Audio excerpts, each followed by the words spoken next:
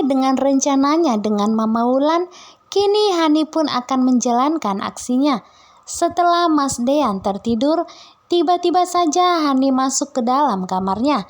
Di sini Hani berusaha untuk menjebak dan menggoda Mas Dean agar mau tidur bersamanya.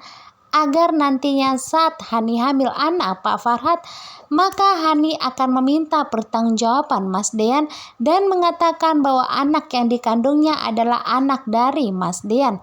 Ini adalah rencana yang begitu licik. Apabila ini berhasil, tentunya Hani sudah membohongi Mas Dean untuk kedua kalinya.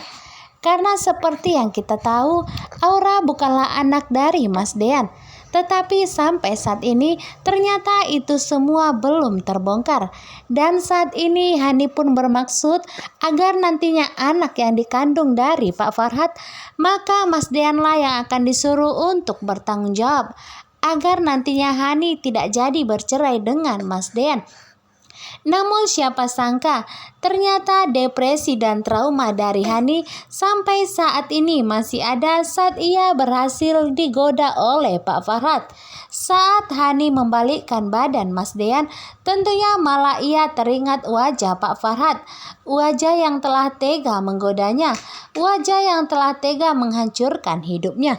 Inilah detik-detik di mana akhirnya Hani gagal menjebak Mas Dean.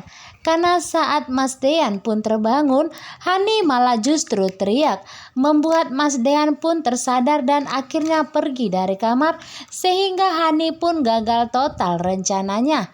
Tetapi kemungkinan tidak sampai di sini saja. Hani pun pastinya akan berusaha untuk membuat Mas Dean semakin yakin apabila nantinya ia hamil bahwasanya itu adalah anak Mas Dean.